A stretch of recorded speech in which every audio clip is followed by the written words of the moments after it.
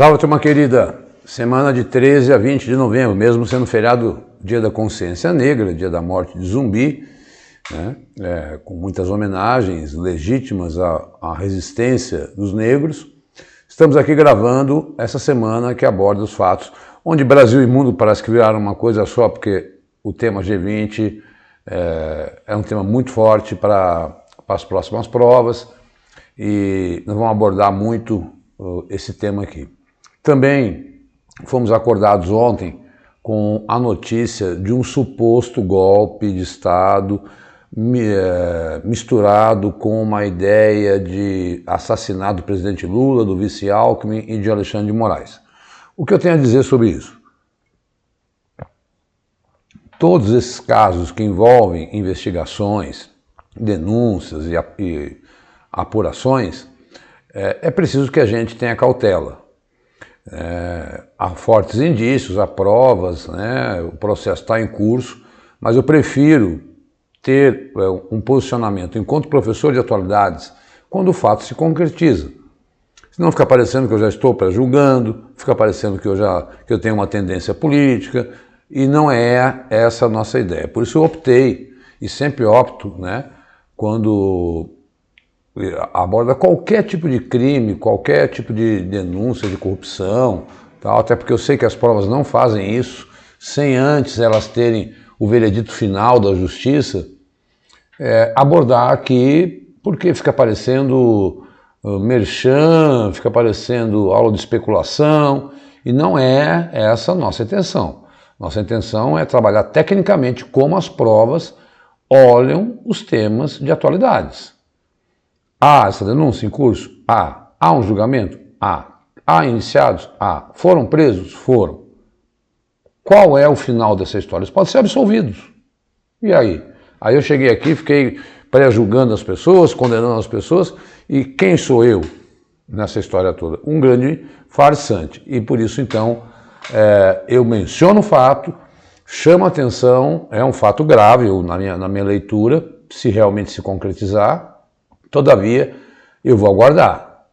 Assim que houver um veredito, um posicionamento correto, e firme e concreto, virá para as nossas aulas, porque daí nós temos um fato atual que merece ser comentado nas nossas aulas. Ok? Acho esse esclarecimento muito importante, não só para esse fato, mas para todas as denúncias de corrupção que envolvem políticos, empresas, enfim, tudo que envolve denúncia e avaliação, é preciso ter cautela. As provas não vêm cobrar isso de você sem antes a gente anula a questão. Ora, quem disse que o cara foi condenado? E se por acaso a pessoa é absolvida? A gente tem que ter esse senso no Brasil que poucas pessoas têm, infelizmente, né? Principalmente a imprensa, né? Os comentaristas adoram ficar horas e horas elucubrando, fazendo análise. Eu pulo um pouco essa parte, tá? Vamos lá, então, para nossa aula. Deixa eu ficar pequenininho. Bom, esses são os endereços. Segue a gente lá no Instagram.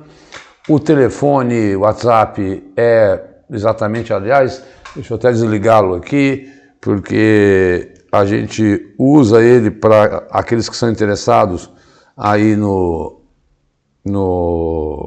livros de atualidades, né, com questões comentadas, e eu vou lançar uma Black Friday aqui, tá? Então a Black Friday é o seguinte: comprou 4, vai pagar R$50, vai pagar 2, tá? Então tá aí, eu entrando no ritmo do e-commerce, né? Manda uma mensagem, você compra 4 livros com temas de 2024 até setembro, que eu estou terminando ainda, mas são 400 questões, 200 do Brasil, 200 do mundo, todas comentadas, inéditas, e você paga apenas 2. Vou fazer isso até o final de novembro, tá? É pelo WhatsApp que a gente conversa. Não monto grupo nem nada, é só para divulgar e é onde eu mando o PDF. Semana de 13 a 20 de novembro. Muito bem.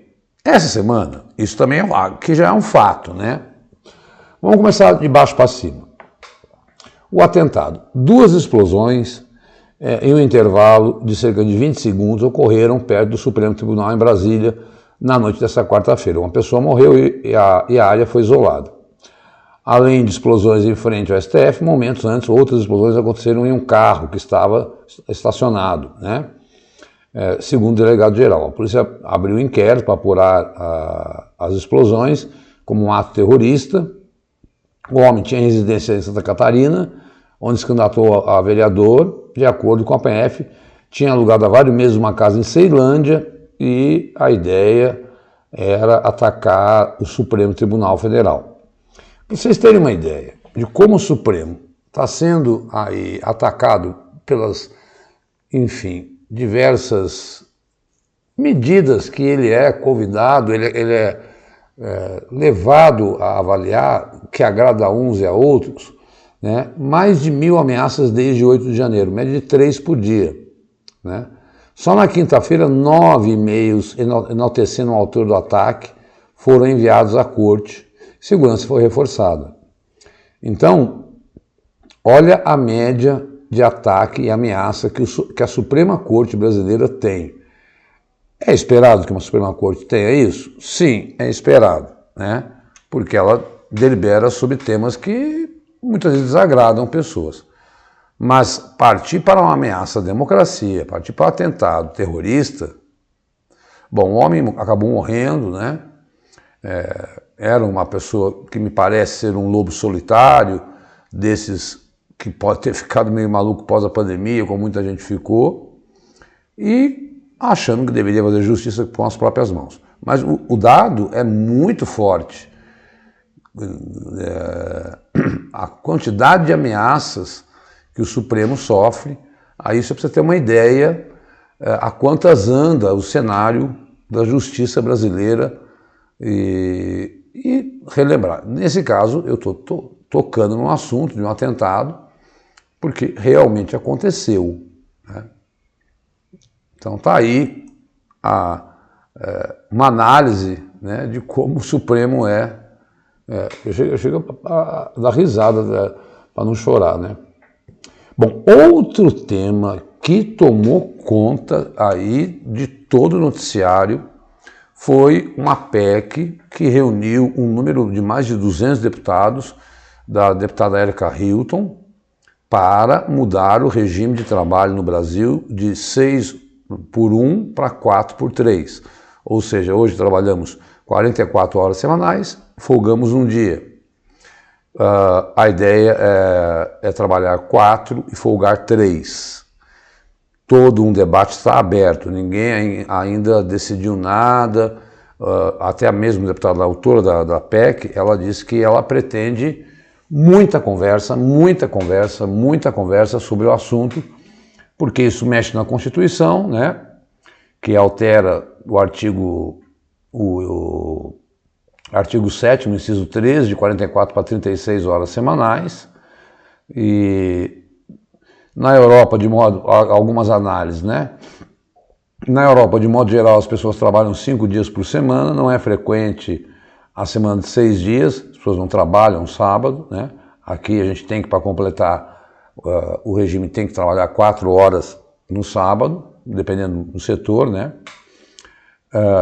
Disse Thomas Coulthard, né, da BBC, pesquisador lá de Paris e autor de diversos livros sobre políticas trabalhistas e ex-economista do Ministério do Trabalho da França.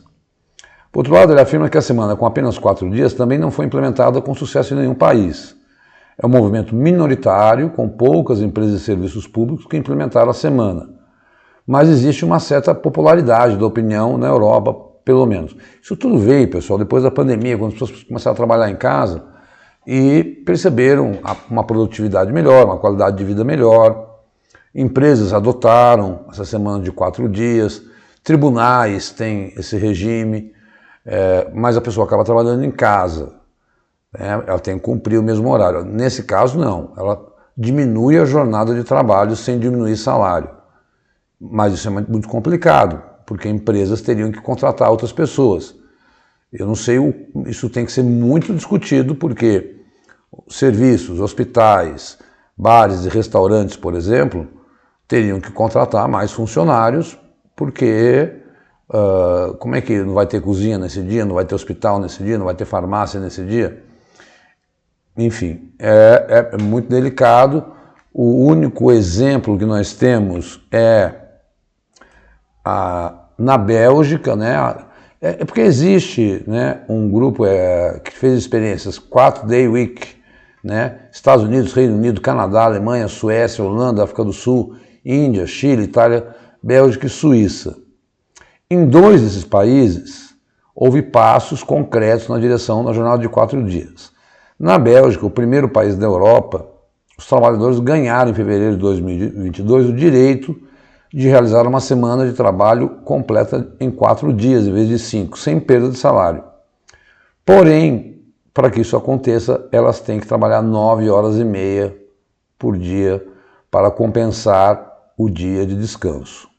Então, não diminuiu a jornada de trabalho, diminuiu o dia. Repito, essa experiência está sendo feita em vários países, é um debate, é uma PEC, é proposta de emenda constitucional, muitos setores berraram, outros concordaram, é muito polêmico, é óbvio que todos nós queremos trabalhar menos e viver mais a vida, ser mais felizes, mas precisamos sempre pensar no custo disso. Realmente eu preciso ouvir, aqui eu quero contar o que está acontecendo, mas eu acho que como esse debate está se iniciando, é necessário a gente ouvir todos os setores, os ganhos e as perdas, e ponderar. Então, o pontapé inicial está dado, mas existe a PEC, vai ter, é coisa para 1 ano, 2, conversando sobre isso, porque mexe demais com a vida de toda a sociedade brasileira, das famílias, enfim. É preciso ouvir setores, perdas e ganhos, para a gente ter uma análise mais concreta. Por enquanto, há uma proposta. Vamos aguardar. O parlamento é o local do debate, onde está lá para se falar sobre as coisas, né?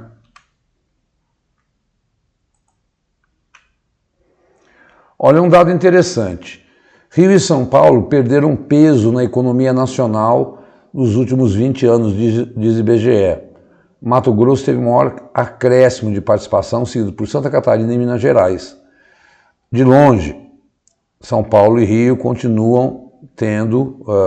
São Paulo tinha quase 40% do PIB nacional, caiu para 31%. Ou seja, 1/3 da riqueza do Brasil está em São Paulo. Somando com Minas, com o Rio, dá quase 50%. Rio perdeu menos.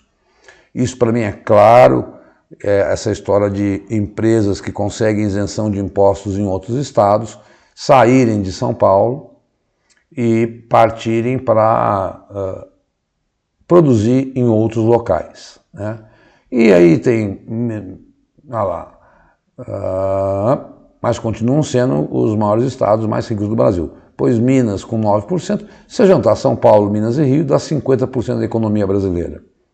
Pois Paraná com 6%, Rio Grande do Sul com 6%, né? O Mato Grosso é que praticamente dobrou.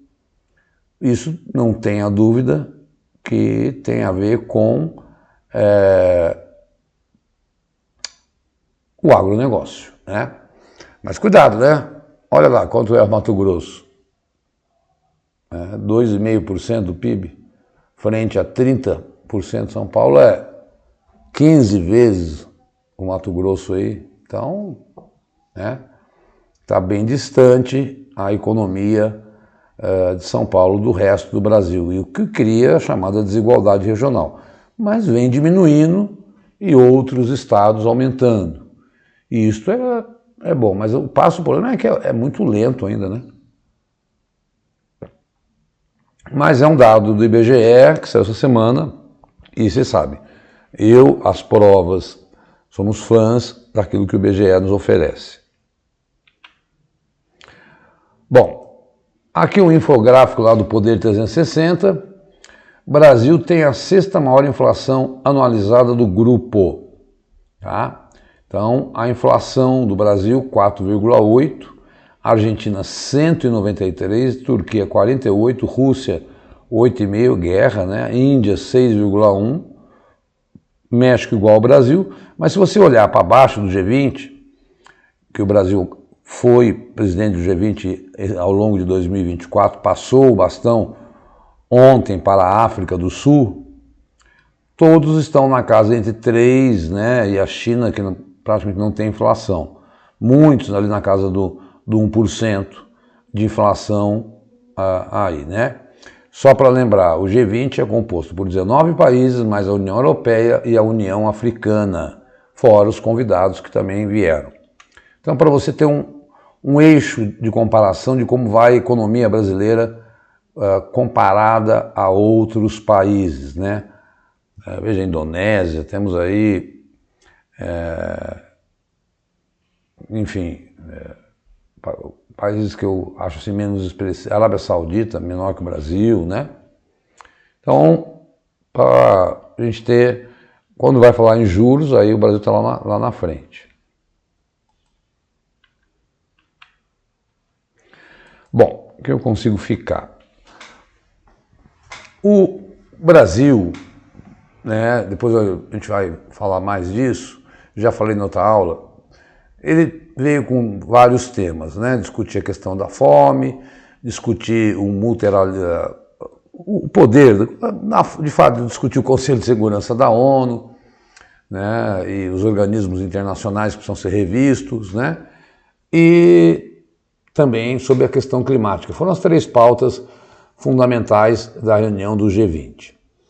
Bom, de fato, o Brasil conseguiu aí, quando eu peguei a notícia, né, segundo a ONU, a Aliança Global contra a Fome terá sede na Itália. Então, quais os planos e medidas? Até quando eu peguei eram 37 países, já passou mais de 100 países aderiram a essa Aliança Global, tá? Então, o Brasil comanda e discussão, inclusão social, combate à fome, transição energética. O Brasil apresentou uma meta de redução de 67% até 2035 da sua emissão de combustível fóssil, e governança global, que é o poder dado a alguns países de vetar decisões, tal. Isso é a pauta, né? Mas essa aliança global avançou e foi uma coisa bem interessante que o Brasil propôs e vários países assinaram. Desculpa. Quais são os planos, né? Alcançar 500 milhões de pessoas com programa de transferência de renda em países de baixa renda até 2030. Expandir merendas escolares. Iniciativas de saúde materna em primeira infância. Né? Programas de inclusão socioeconômico com foco nas mulheres.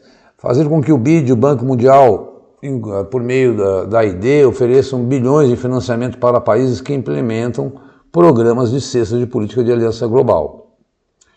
Segundo o secretário de Assuntos Econômicos do Ministério das Relações Exteriores, Maurício Lírio, o documento para a fundação da aliança foi aprovada por todos os países do G20. Estabelece: a aliança terá sede na FAO em Roma, as atividades começam o ano que vem e vão até 2030. A aliança prevê algumas medidas: programa de transferência de renda, adoção de incentivo à merenda escolar, ação para a agricultura familiar e o cadastro único aí, tá? Então, talvez esse tenha sido o ponto mais vitorioso do Brasil nessa gestão do G20, conseguir aprovar esse documento. Eu sempre digo, e disse na outra aula, que o G20 não produz leis, né? Ele produz acordos, os países assinam documentos, como assinaram que iam passar 100 bilhões de dólares por ano para conter o aquecimento global e nunca aconteceu. Então, é bonito no papel, é lindo, mostra a intenção dos países, sentimos a ausência de Putin porque não poderia vir, mas mandou o ministro mais forte, Sergei Lavrov, né? Mas todos assinaram. Vamos torcer para que cumpram, aí a partir principalmente lá na reunião do G20, o ano que vem, na África do Sul, né? E toda a discussão do G20, que estava acontecendo, na próxima aula eu vou gravar, porque vai estar rolando agora a COP29 lá no Azerbaijão. Eles esperaram os países assinarem alguns documentos para depois decidir o que se faz lá na COP do Azerbaijão. Está acontecendo concomitante, né? E ela é um pouco mais longa, porque envolve muito a sociedade civil. Mas não tem nada a ver com essa questão da fome, aliás tem, porque se você tem crises climáticas, você afeta, sem dúvida nenhuma, o preço dos alimentos, né? Um problema que ficou meio só no papel, né? Mas o que eu propus? Porque toda vez que tem o G20 tem uma declaração final. Propõe cooperação, debate e um aprofundamento sobre o tema. Chegou a sugerir uma taxação de 2% sobre os super ricos, né? Um dos pontos da declaração aprovada na Cúpula do Rio é o compromisso para que membros se envolvam cooperativamente para garantir que indivíduos de patrimônio líquido ultra alto sejam efetivamente tributados. Não tem esse poder. Cada país vai legislar sobre o imposto cobrado sobre as pessoas e não se estabeleceu um limite nem nada. O que se estabeleceu? Um compromisso de que essa tributação seja feita, inclusive, para poder compensar a gastança com os efeitos climáticos, a gastança com a fome, né? Olha lá o que diz, né? Com total respeito à soberania tributária, nós procuraremos nos envolver cooperativamente para garantir que indivíduos de patrimônio líquido ultra alto não estabeleceram sejam efetivamente tributados, diz o trecho. São chamados, a medida sugerida no trecho que fala de inclusão social e combate à fome e à pobreza. Porque para ter dinheiro para combater a fome e a pobreza tem que sair de algum lugar. Então, essa é uma pauta sempre do Brasil nas suas intervenções internacionais e eu chamo sua atenção que apareceu no texto, tá? Então, vamos lá. Bom, aqui eu saio. Aqui eu tenho que ler, tá, com vocês, porque entenda a declaração final, né? A aprovação foi divulgada na segunda-feira, dia 18, além do combate à fome, o documento avança em outros pontos. Abre um compromisso do mundo construir um mundo mais justo, um planeta mais sustentável, sem deixar ninguém para trás. Logo em seguida aborda a situação política e econômica internacional. A declaração demonstra preocupação com os conflitos e guerras em andamento. Reitera que todos os estados devem se abster da ameaça ou uso da força para a aquisição territorial e expressa profunda preocupação com a situação humanitária catastrófica na faixa de Gaza e a escalada no Líbano. Por que não falou da Rússia? Porque a Rússia é membro do G20, ela não ia assinar esse documento, né? Enfatizando a necessidade urgente de expandir o fluxo de assistência na faixa de Gaza.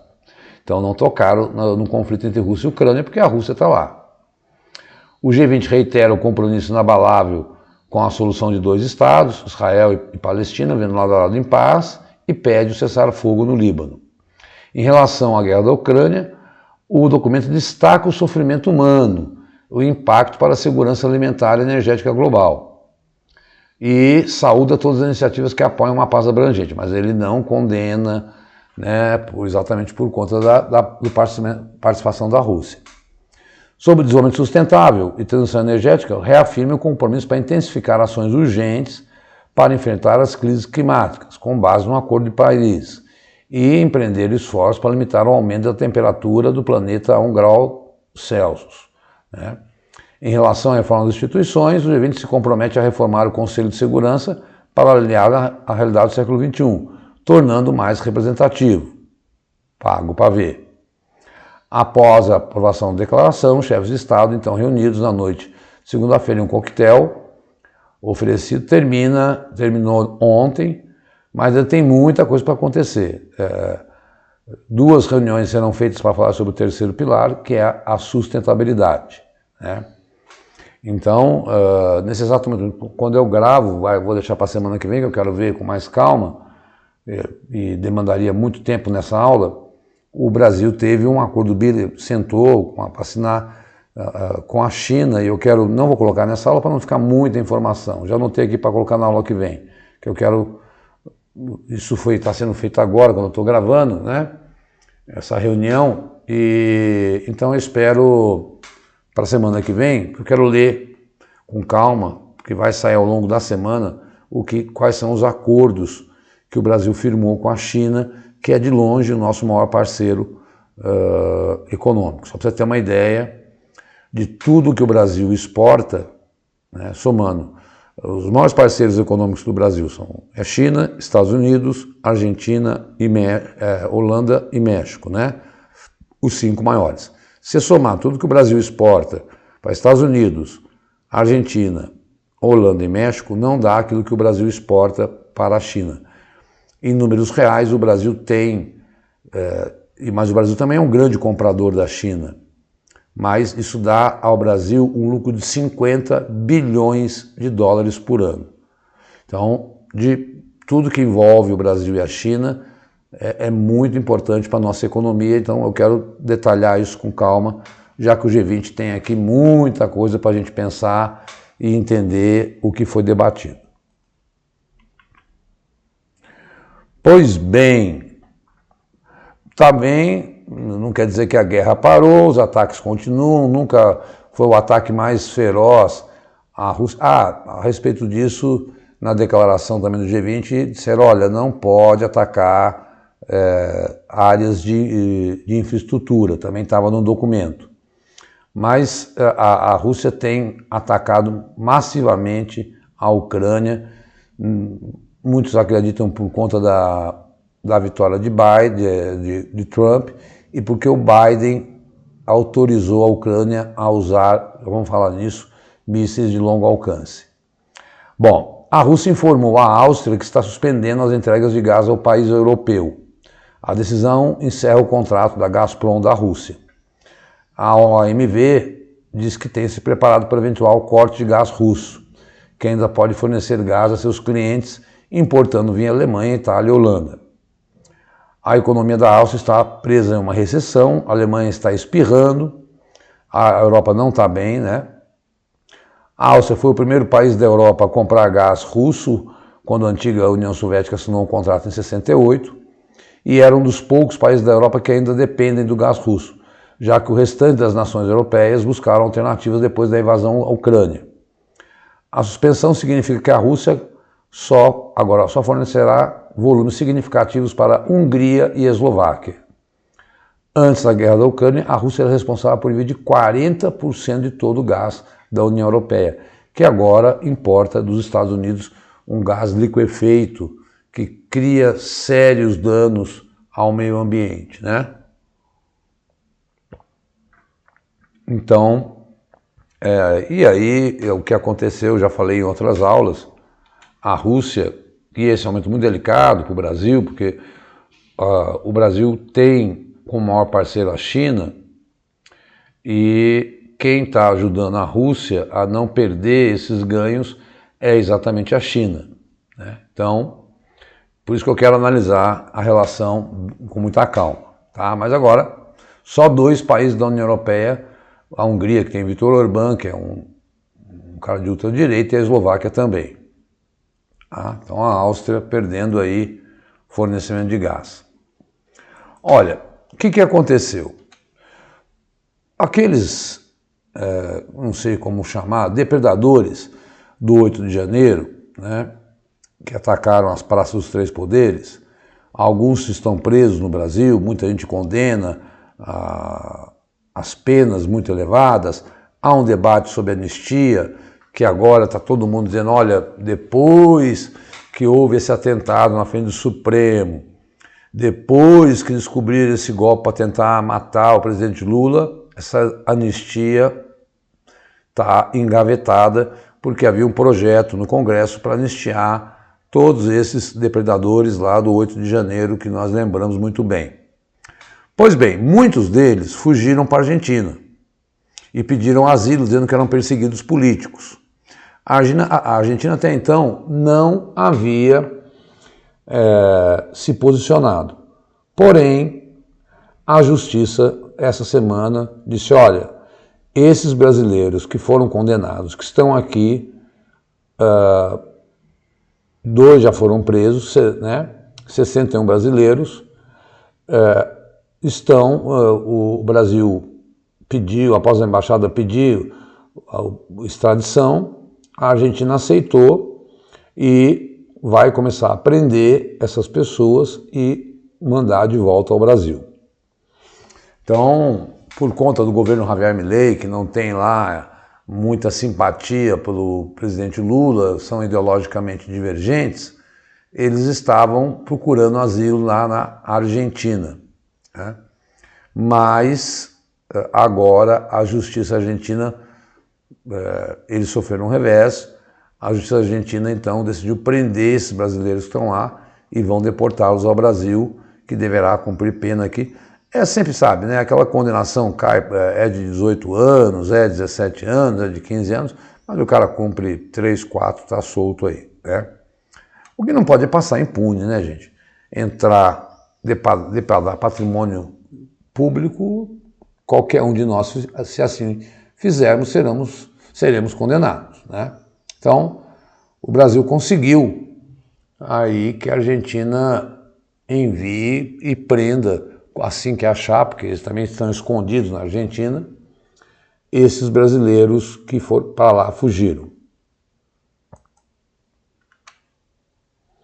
Olha que interessante, eu acabei encontrando, eu ficava pensando, como é que esses caras chegam em 2 dias, Biden, né, Narendra Modi, Xi Jinping, Lula, Macron, Olavo Scholz, Giorgia Meloni da Itália, sentam ali e em um dia eles conversam tudo e assinam tudo e tal. Não é assim. Eles vêm só para, digamos assim, celebrar algo que anteriormente algumas pessoas, geralmente são embaixadores, que vêm com 15 dias de antecedência, 20 dias de antecedência, discutindo, olha, o que é que a gente vai assinar aqui, aí vai ligando, olha, estão querendo isso, estão querendo aquilo, vamos assinar assim, manda um documento para mim, quando eu chegar aí eu só faço assinar. Quem são esses caras que fazem essas negociações pelos presidentes e líderes mundiais, tá? Eles são chamados de Sherpas, né, que são os guias do G20. Antes que os holofotes se voltem para os líderes da maior economia do mundo, um grupo discreto, mas essencial, trabalha nos bastidores para preparar o caminho da diplomacia global. Os Sherpas, responsáveis por fazer o elo entre as diferentes áreas de governo e as delegações internacionais. Quem são eles? São referência aos guias de montanha que auxiliam escaladores no Himalaia. Tá? Então pegaram lá esses caras que são de uma etnia, né? Sherpa, engasguei aqui, de língua tibetana, e ninguém consegue chegar ao topo do Himalaia sem esses Sherpas, né?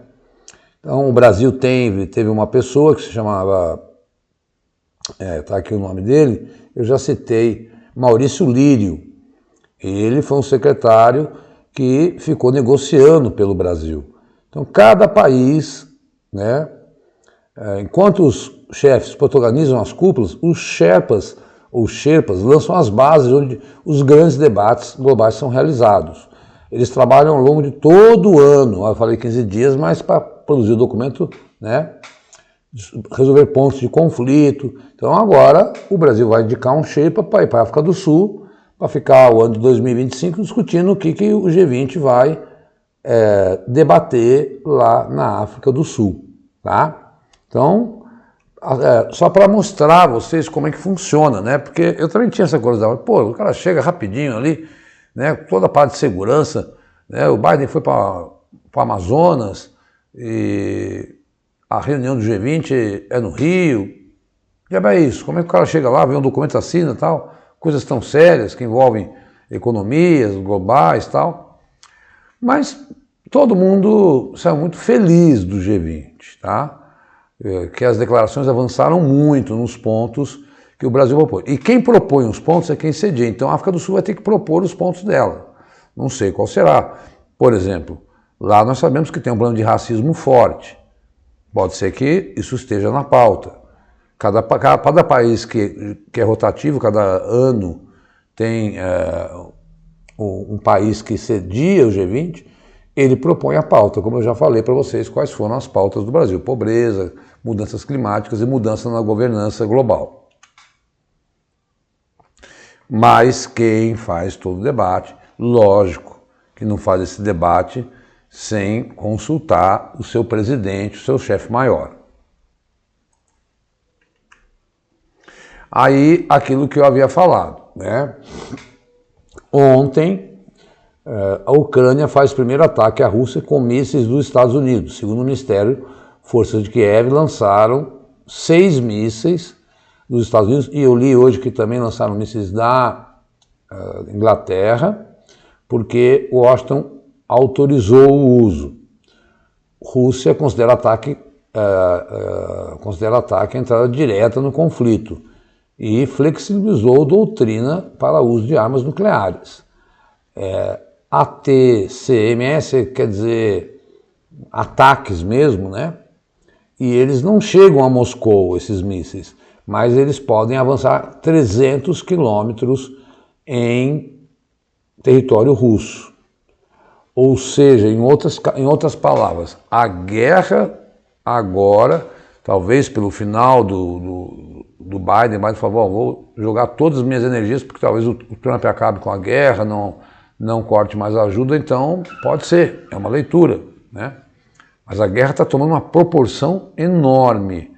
A Ucrânia sendo massivamente atacada, agora a Ucrânia respondendo com mísseis de longo alcance, e pior, olha a declaração da Rússia, né? Está aqui nesse próximo slide. Nova doutrina. Mais cedo, o presidente russo assinou um decreto flexibilizando o uso de armas nucleares por parte do seu exército. A medida atualiza a doutrina russa que especifica momentos em que seria autorizado o uso de armas nucleares. Com a atualização, a Rússia agora considera fazer um ataque nuclear se seu território de Belarus, país aliado, enfrentar uma agressão com o uso de armas convencionais, que cria uma ameaça crítica à sua soberania, integridade. Então, olha aí, a coisa agora chegou onde nós temíamos mesmo. Final de ano aí pode ser bem pesado para russos e ucranianos nessa troca, nessa guerra que já chegou a 1000 dias. Tá? Então, a Rússia meio que liberando para usar arma nuclear e a Ucrânia usando mísseis de longuíssimo alcance. Tá? Bom, por enquanto está nesse pé. Conforme o ataque vai ocorrendo, eu vou trazendo aqui, olha, atingiu. Mas eu posso dizer, no final de semana que passou, a Rússia atacou setores de infraestrutura, de energia, né, de transportes da Ucrânia. Então, foi um dos maiores ataques desde o início da guerra. Então, a guerra está bem pesada. Talvez seja o momento de maior troca de ataques aí, nesses 1000 dias, desde que eu comecei a falar. Então, muita atenção, porque isso pode levar a uma escalada no número de mortos de civis, pode levar até aí o uso de armas nucleares, numa transição de governo americano. Eu dizia a vocês, o destino da guerra, das duas guerras, estava diretamente associado às eleições dos Estados Unidos. Era tudo que eu ouvia de todos os professores de relações internacionais, de vários jornais que eu leio, dito e feito. Está aí a guerra tomando uma escalada de maior proporção vista nos últimos 1000 dias desde que ela começou. Né? Uma guerra que teve milhares de capítulos tenebrosos aí. Bom, então tinha que falar muito do G20 nessa aula, naturalmente, mas aproveitei e falei de outros assuntos, como o gás, como a guerra da Ucrânia, né, como a economia brasileira, enfim, não ficamos resumidos a essa questão do G20, que apesar disso ter, ao ataque ao Supremo, ter sido algo que, ao suposto golpe, citamos tudo isso, né? Mas não sai daí, porque aí agora vem Black Friday, ó. Esses são os livros, ó. O 17, que começa finalzinho de dezembro, mas pega janeiro, fevereiro, abril, o 18, o 19 e o 20, que vai até setembro. Eu vendo a R$25, que é uma forma de vocês me ajudarem e eu ajudar vocês. Como tem Black Friday para tudo, eu também me beneficio dela, justo que eu também faça vocês se beneficiarem. Então até o final de novembro, se você tiver interesse, você vai pagar 50 e vai levar os 4, tá? É uma forma de você entrar no mundão aí do e-commerce, tá certo? Como é que eu faço para conseguir isso? Né? Que tem todos esses temas que a gente comenta nas aulas. Assistam às aulas anteriores. É só mandar um WhatsApp para mim, dizendo o seu interesse, que eu retorno e você aproveita até o final, até o dia 30 de novembro, essa promoção aí. Temos aí 10 dias de promoção, onde compra 4 e paga 2, né? Forte abraço, pessoal. Ah, não, temos aqui os endereços para quem está vendo o vídeo pela primeira vez, do Vencendo Concursos. Veja lá a assinatura Premium, é o curso que tem maior número de editais analisados e concursos oferecidos para vocês, em âmbito nacional. Mas eu tenho esse compromisso, é um acordo de oferecer semanalmente uma aula gratuita aqui no YouTube, tá? Além, obviamente, a vantagem de quem assina, que tem o PDF, tem o material escrito, tal, em suas mãos, tá? Então eu me despeço e aí até dia 27 com mais informações, talvez, aí com mais detalhes sobre esses assuntos que estão mexendo com a política brasileira, tá? Até lá, pessoal. Obrigado. Tchau, tchau.